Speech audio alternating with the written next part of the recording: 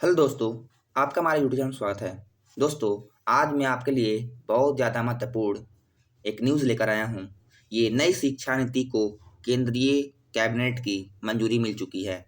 10वीं का बोर्ड अब खत्म हो गया और एमफिल भी बंद हो गया है। चलिए पढ़ते हैं इसको।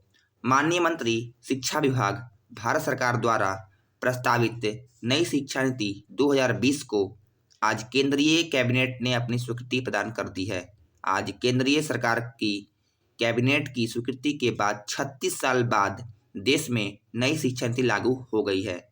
कैबिनेट ने नई शिक्षा नीति न्यू एजुकेशन पॉलिसी 2020 को हरी झंडी दे दी है।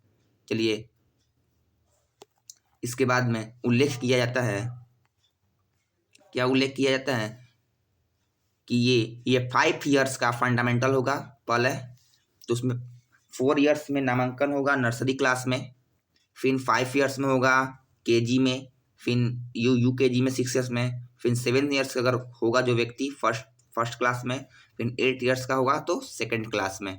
चलिए आगे देखते हैं इसका। 5+3+3 का ये मॉडल है।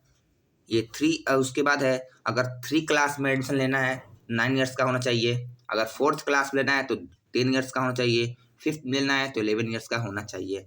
और अब मिडिल क्लास है, ये है अगर ये 12 साल का अगर बच्चा को हो जाता है वो 6 क्लास में लेगा, 13 साल का होता है तो 7th में लेगा, और 14 साल का होता है 8 में लेगा। चलिए इसके आगे देखते हैं।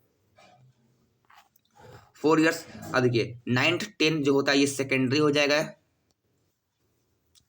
15 साल का बच्चा अगर होगा तो वो 9th में एडमिशन लेगा, फिर 16 साल का वो आपको 10th में जाएगा, 16 साल का 11th में जाएगा, और 18 साल का 12th।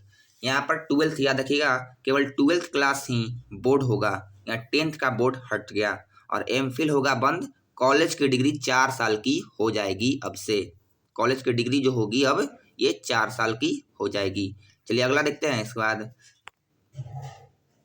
10वीं बोर्ड में खत्म हो जाएगा और एमफिल भी बंद होगा। अब 5वीं के तक के छात्रों को मातृभाषा, स्थानीय भाषा और राष्ट्रभाषा में ही पढ़ाया जाएगा, चाहे जो अंग्रेजी ही क्यों ना हो, एक सब्जेक्ट के तौर पर पढ़ाया जाएगा। अगला देखते हैं। पहले 10वीं बोर्ड की परीक्षा देना अनिवार्य होता था, जो कि अब नहीं अनिवार्य होगा। 9वीं से 12वीं तक की क्लास, अब 9वीं से जो 12वीं तक की जो क्लास तक हैं वो सेमेस्टर में परीक्षाएं होगी। स्कूली शिक्षा को 5+3+3+4 फार्मूला के तहत पढ़ाया जाएगा।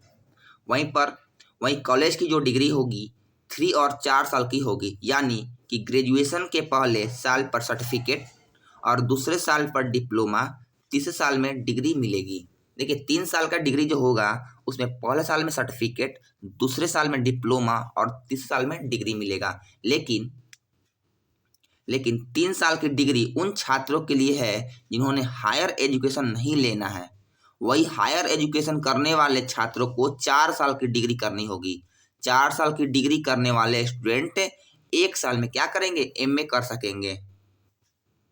आगे देखते हैं। स्टूडेंट बीच में कर सकेंगे दूसरे कोर्स, अगर आपको कोई और कोर्स करना है तो आप बीच में भी कोर्स कर सकते हैं। एजुकेशन में 2035 तक ग्रॉस एनरोलमेंट रेशियो 50% फीसदी हो जाएगा। वही नई शिक्षा नीति के तहत कोई छात्र एक कोर्स के बीच में अगर कोई दूसरा कोर्स करना चाहता है तो पहले कोर्स से सीमित समय के लिए ब्रेक कर ले, वो दूसरा कोर्स कर सकता है। चलिए अगला देखते हैं।